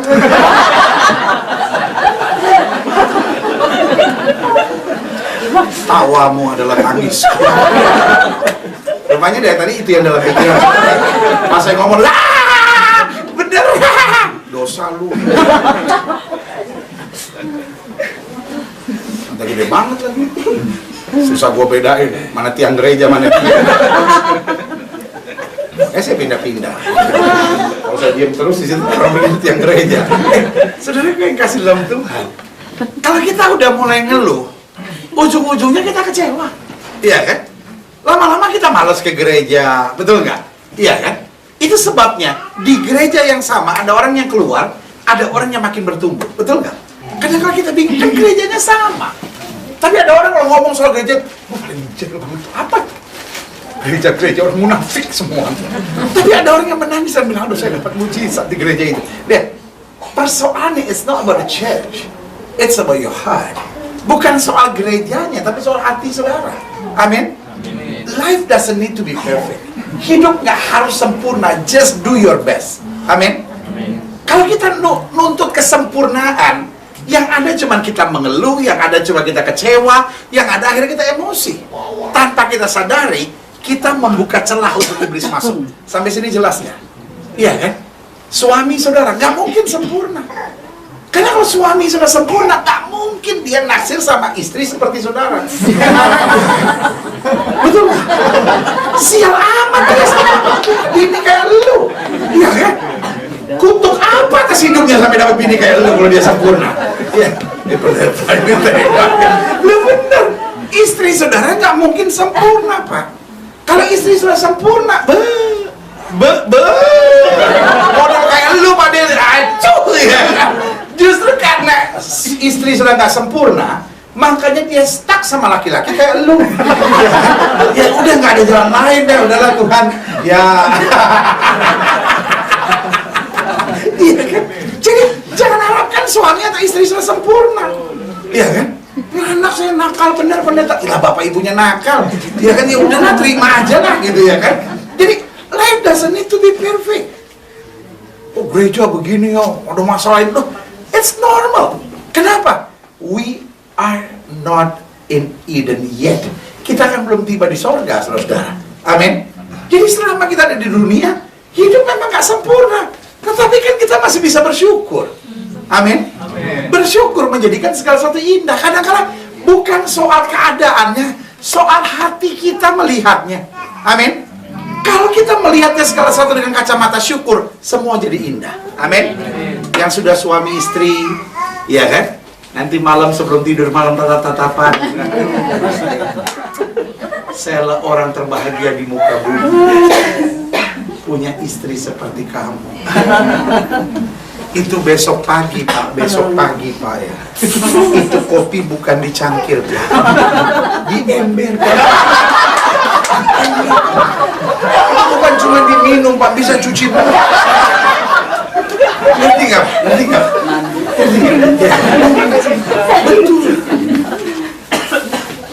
Istri-istri sebelum tidur tatap suami dan bilang, sayang, aku wanita yang paling berbahagia punya suami seperti kamu. Aduh, itu malam, Pak. Itu malam ya, Bu, ya. Waktu suami ngorok, itu nadanya jazz rock.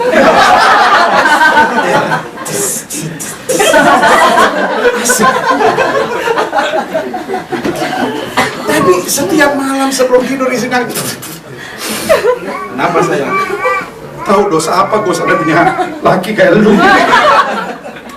Suami juga dia punya ngorok nakutin. Kan ada orang ngoroknya beraturan, ada orang ngoroknya nggak beraturan kan? Kalau ngorok beraturan tuh gini. Nah, itu ngorok beraturan. Ada yang ngorok ini.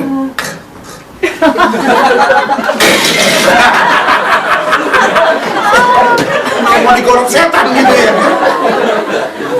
Jadi yang pertama, setan tuh paling bete sama orang yang bersyukur dan bersuka cita. Coba, Daniel dibuang ke gua singa bersyukur, ya kan? Yusuf dibuang ke dalam penjara difitnah sebagai pemerkosa bersyukur. Paulus dan Silas dibuang ke dalam penjara, disiksa dan dianiaya, mereka malah memuliakan Tuhan, ya kan? Coba belajar deh, mulai hari ini masalah apapun belajar bersyukur. Mungkin sebenarnya natap saya agak aneh gitu. Jadi suami saya selingkuh, saya harus bersyukur, Tuhan terima kasih suami saya dapat yang mudahan. Itu namanya udah kepukul di otak. Itu bukan bersyukur, itu kepukul di otak. Kita bukan bersyukur karena masalah, kita bersyukur di tengah masalah. Amin. Kita bersyukur bahwa kita masih punya Tuhan. Kita bersyukur bahwa Tuhan gak pernah tinggalkan kita. Kita bersyukur bahwa kita gak pernah dikecewakan. Kita bersyukur setiap masalah pasti ada jalan keluarnya kalau kita mau bertahan. Yesus juga katakan amin. Jelas? Jadi yang pertama, bagaimana kita menang atas setan. Jadi sudah jangan pikir, oh menang atas setan berarti kita harus berdiri, suara agak gemeter dalam nama Yesus, setan keluar. Oh lihat gemeter gitu, setan juga gemeter, oh gila ya, rapi sekali ya. Kita ini kebanyakan nonton film-film apa itu namanya? Film apa tuh yang setan-setan itu? Horor, ya kan? Yang ketika orang kerasukan setan, terus pasturnya datang pegang Alkitab sama apa tuh salib gitu. In Jesus name. Ya, waktu kita mulai bersyukur, apa ya? Setan gak punya tempat dalam hidup kita. Setan gak punya tempat dalam pelayanan kita.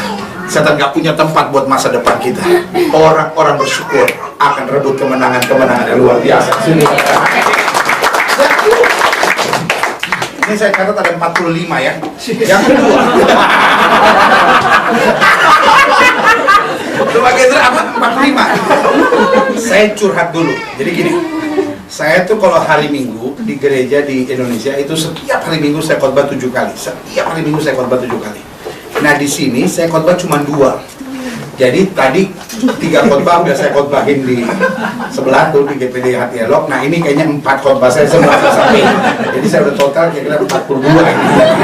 Jadi sudah sabar. Sebab kalau saya nggak tumpahin semua, adrenalin saya nggak jalan. Jadi ini 1 ya, 2.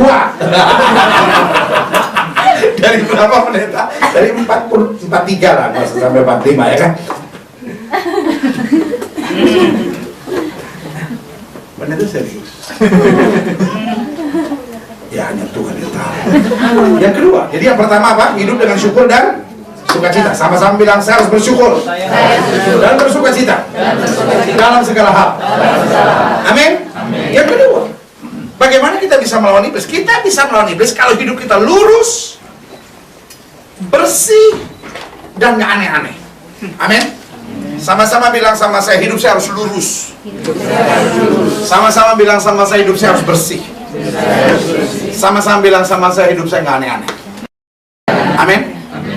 Saya bilang Herodes itu nggak lurus. Saya bilang Herodes itu nggak bersih. Saya bilang Herodes itu macam-macam dalam hidupnya. Hanya karena ada orang-orang Majus datang lalu bilang gini, di manakah raja yang baru dilahirkan? Waduh, dia langsung emosi. Dia langsung berpikir, satu saat raja itu akan menggantikan saya. Dan karena itu dia beri perintah, bunuh anak di bawah umur 2 tahun, mati semua. Dan akibatnya bukan Yesus yang mati, Herodes yang hancur. Ngerti nggak sampai di sini? Iya kan? Firaun misalnya. Firaun boleh kedudukannya tinggi, Firaun boleh orang kaya, Firaun boleh miliki segala-galanya, tetapi hidupnya nggak bersih, hidupnya nggak lurus, hidupnya aneh-aneh, saudara. Amin. Iya kan? Tapi beda sama Yusuf. Yusuf itu siapa sih? Cuma budak, saudara. Amin. Tapi hidupnya bersih, hidupnya lurus, hidupnya nggak aneh-aneh. Waktu digoda sama istrinya Potifar, tiap hari lo digoda. Ucu,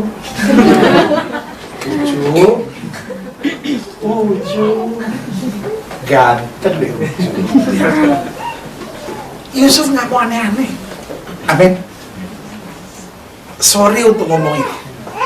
Ada banyak orang cinta Yesus, betul cinta Yesus, tapi hidupnya nggak lurus, hidupnya nggak bersih, hidupnya aneh-aneh. Ngerti sampai di sini? Iya kan? Lihat Daniel, hidupnya lurus, hidupnya bersih, nggak aneh-aneh. Lihat saudara Meshach Abednego, hidupnya lurus, bersih, nggak aneh-aneh. Bahkan ketika harus menyangkal Tuhan sekalipun untuk bebas dari dapur api, dia bilang, kalau Tuhan yang kami sembah sanggup tolong, dia tolong. Tetapi perlu Tuanku Raja ketahui, kalau Tuhan yang kami sembah tidak sanggup tolong untuk menyembah dewa Tuanku Raja, kami nggak mau. Artinya apa? Kami cuma mau hidup bersih, kami cuma mau hidup lurus, kami tidak mau aneh-aneh. Whatever the price might be, we are okay. Apapun harga yang harus kami bayar, we are ready. Iya kan?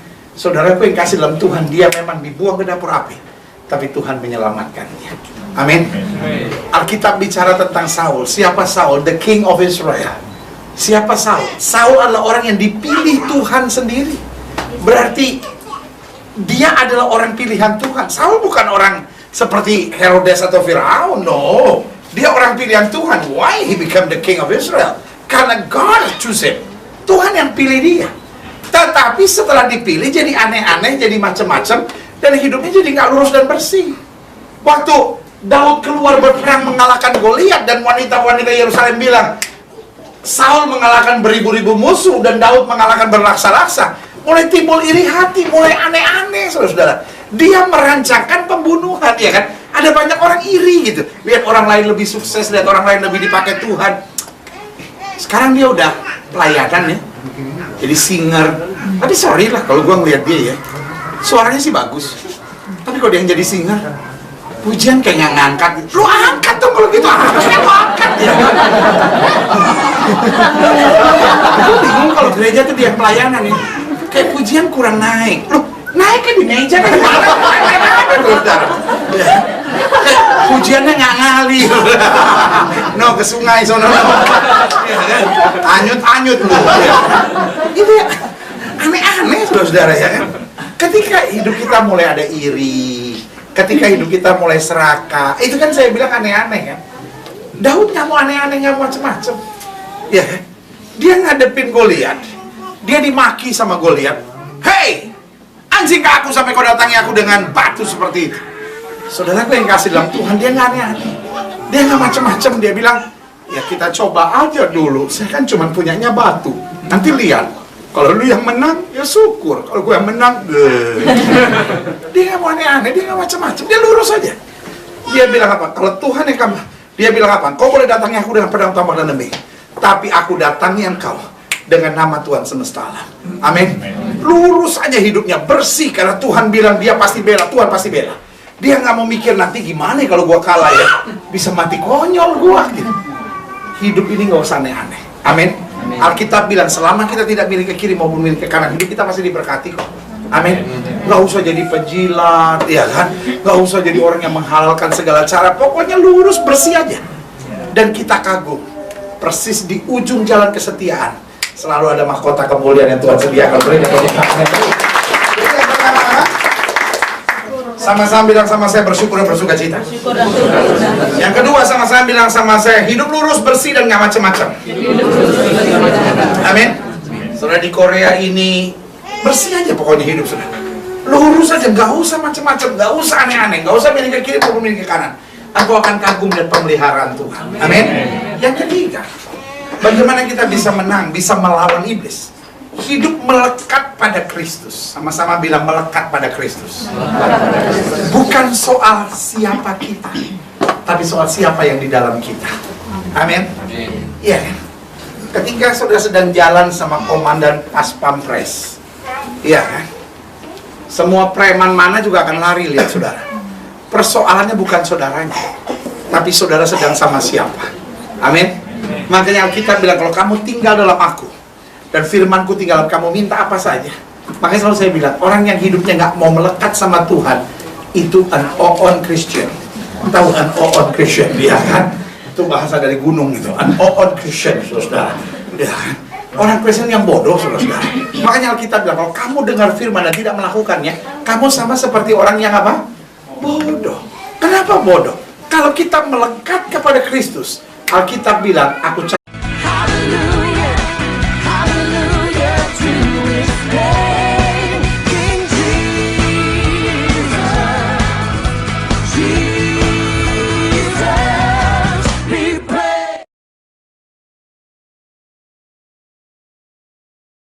hadir hari ini bersama dengan Ibu merayakan pernikahan yang ke-23 ya Pak.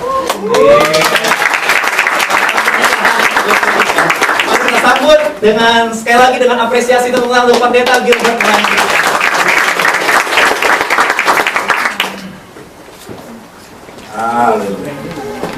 jarang juga saya naik ditepukin. Dia rasa kayak penyanyi dangdut. Bilang sama sebelah saudara, Tuhan itu baik. Amin. Bilang sama sebelah saudara, kita masih hidup. Amin. Ya kan, biar dia ada masalah, biar ada tantangan, tapi yang penting kita masih hidup. Amin. Karena Alkitab berkata, biarlah segala yang bernafas memuji Tuhan. Artinya kalau kita masih hidup, apapun yang terjadi kita bersyukur. Amin. Bukan kita sama-sama kalau bawa, ya kan, nanti kalau nggak bawa juga kebangetan terus.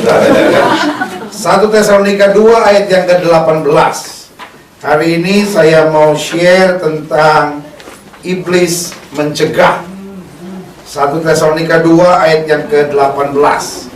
Dikatakan apa di situ? Sebab apa?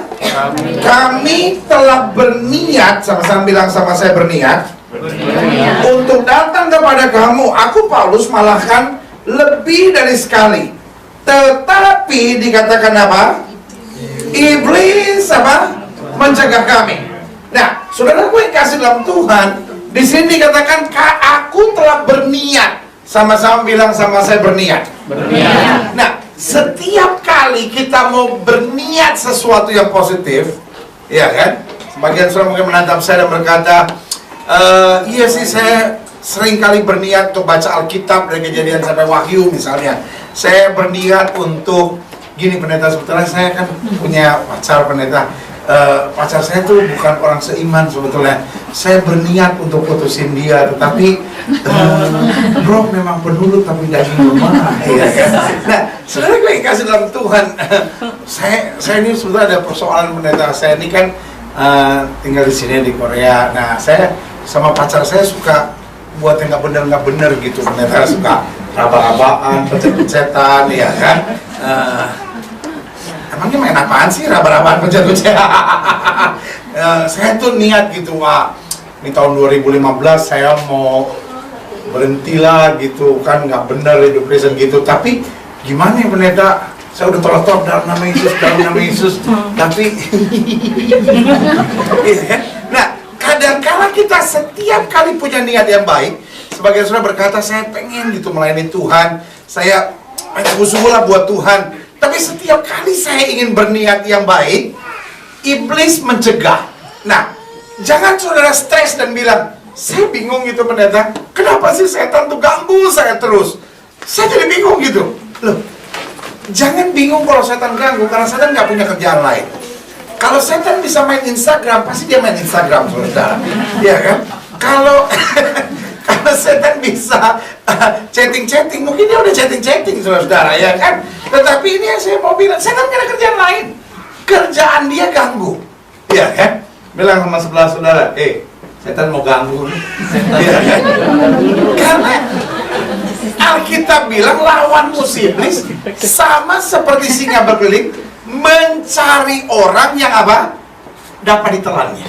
Bilang sama sebelah saudara, dicariin lu. Ya. Jadi kalau minggu depan ada yang nggak datang, bilang, dicariin lu. Kalian siapa? Gilbert ya? Enggak, setan. Iya. Karena lawan musuh iblis sama seperti singa berkeliling mencari apa?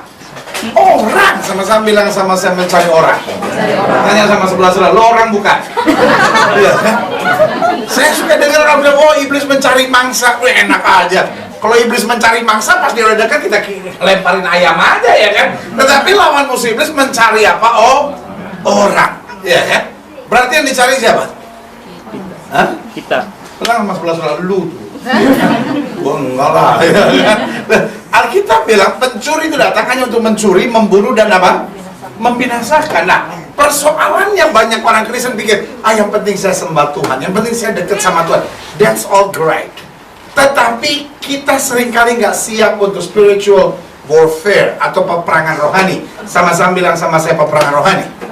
Nah, setiap kali kita mau berniat, setiap kali kita mau plan, setiap kali kita sudah rencanakan sesuatu yang luar biasa, tanpa kita sadari ada peperangan. Nah, tetapi tahukah saudara, roh di dalam kita lebih besar dari roh yang alam dunia ini? Amin. Sama-sama bilang sama saya tidak boleh takut. Amin. Ada banyak orang Kristen sebetulnya punya niat yang luar biasa. Lihat, ketika Yesus bilang semua akan tergoncang imannya karena aku, Petrus bilang apa? Aku sekali-kali tidak. Amin. Bahkan Petrus bilang apa?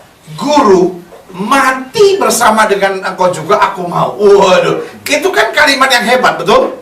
Great plan, an awesome plan.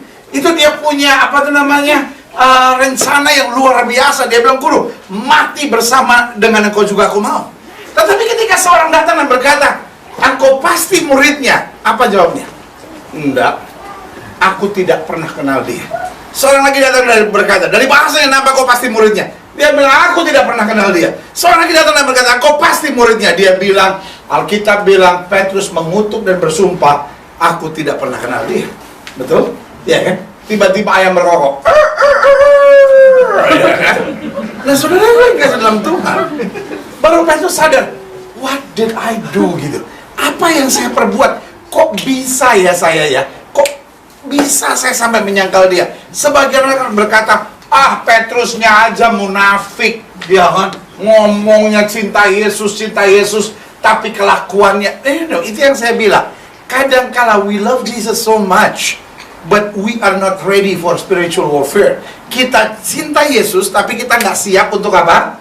Peperangan rohani, ya kan? Dan kalau soal menghakimi, orang gereja nomor 1. Kita kalau soal menghakimi orang, hakim-hakim di pengadilan putus semua sama kita.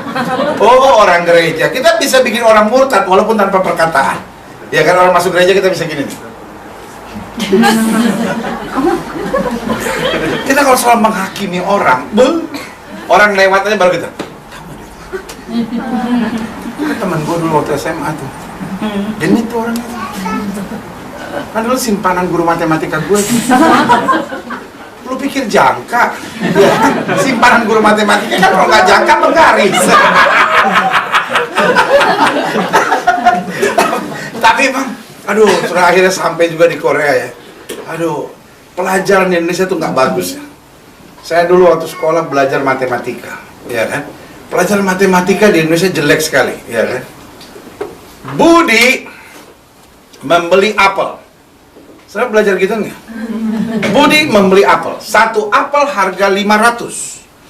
1 kilo mendapat 10 buah apel.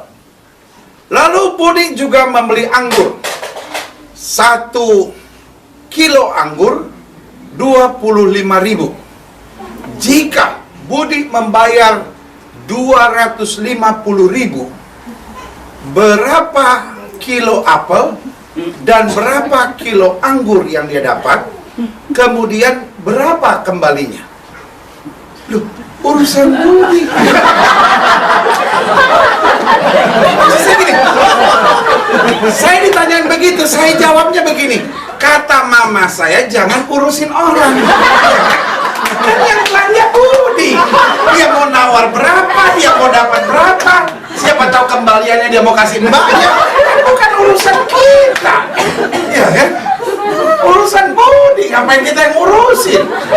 Pada kenyataannya kita nggak usah ngitung. Pada saat kita belanja pasti bener, ya kan? Kita kan nggak perlu ngitung kayak gitu-gituan. Pas belanja pasti bisa, ya kan? Tapi kalau Budi punya urusan kita bingung, ya kan?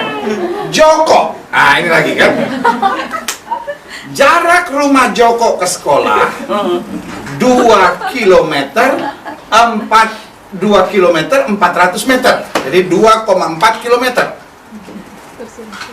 Budi berjalan 1 jam 2 kilometer.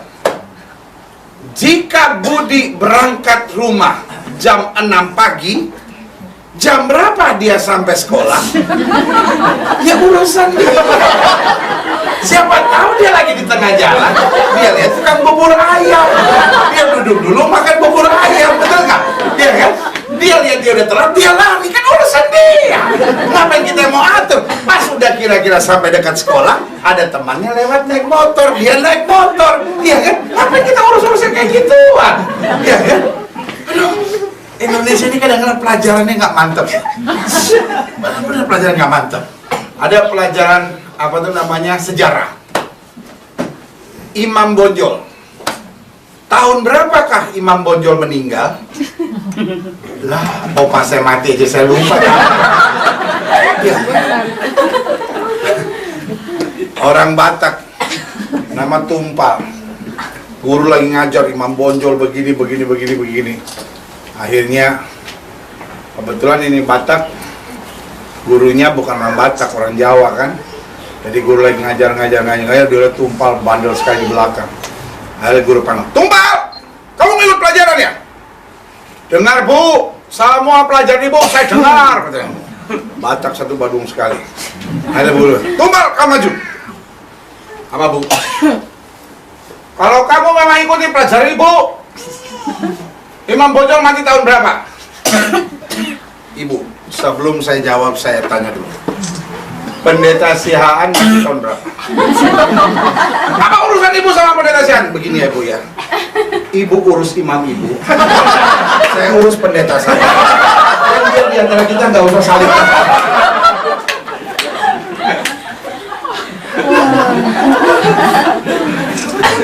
Itu yang saya bilang. Kita nih kadang-kala kalau pengetahuan kurang pandai jadi aneh-aneh, saudara.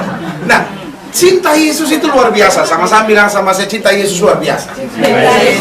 Tapi kalau kita nggak sadar bahwa kita menghadapi peperangan rohani, akhirnya hidup Kristen kita jatuh bangun, maju mundur, ya kan? Akhirnya hidup Kristen kita tuh nggak berjalan dalam kuasa. Makanya Alkitab bilang, kalau Roh Kudus turun ke atas kamu, kamu akan menerima apa? Kuasa. Nah, saya percaya you can never separate Christianity dan power of God. Kita nggak akan pernah bisa pisahkan kekristenan dari kuasa Tuhan. Amin.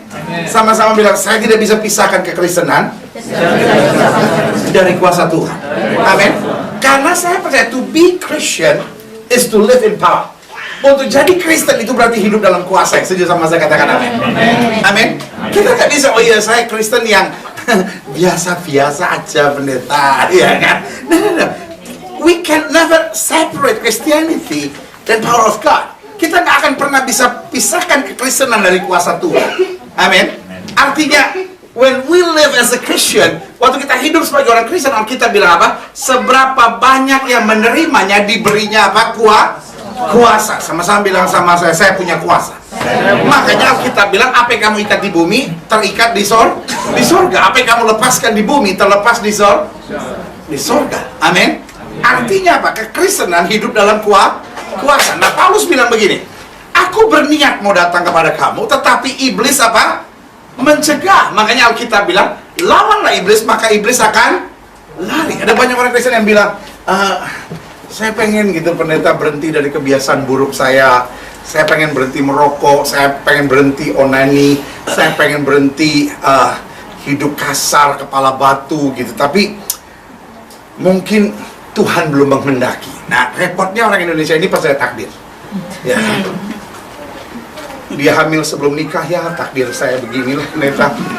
Hamil sebelum nikah, itu bukan takdir, itu genit, saudara. Ya, saya cerai sama suami saya. Saya ini udah kawin yang kedua pendeta. Mungkin siapa sih yang mau kawin 2 kali? Tapi kalau memang takdir seperti ini mau diapain? Itu bukan takdir.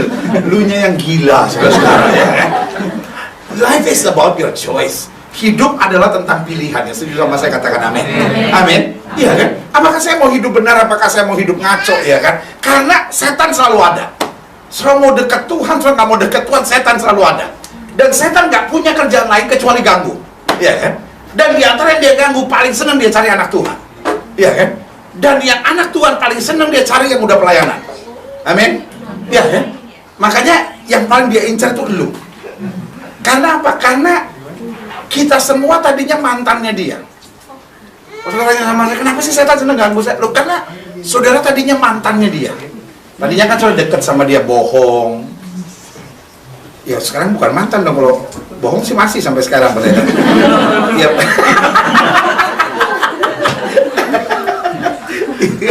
Ada yang waktu saya bilang mantan dia gini, nggak tahu kenapa, saya juga nggak ngerti kenapa itu ya.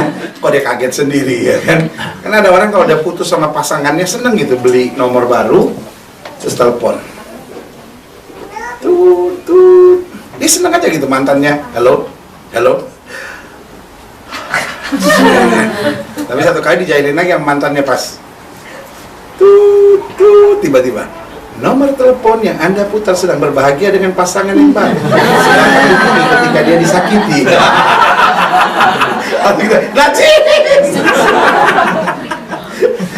Yang lebih parah lagi adalah orang udah saudara putusin, mama saudara masih nanya-nanyain. Iya kan? Susi, itu Albert di mana? Ih, mama ngapain sih nanyain dia? Udah tak putusin.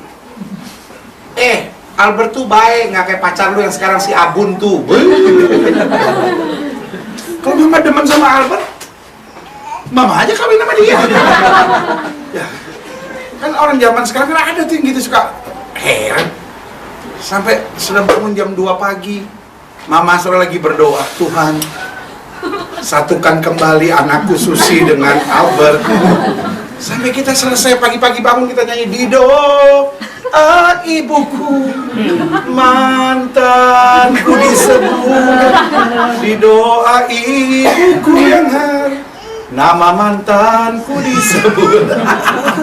Jadi sama. Oh itu lagu versi baru ya? Iya. Boleh tuh pendeta, ada kasetnya nggak?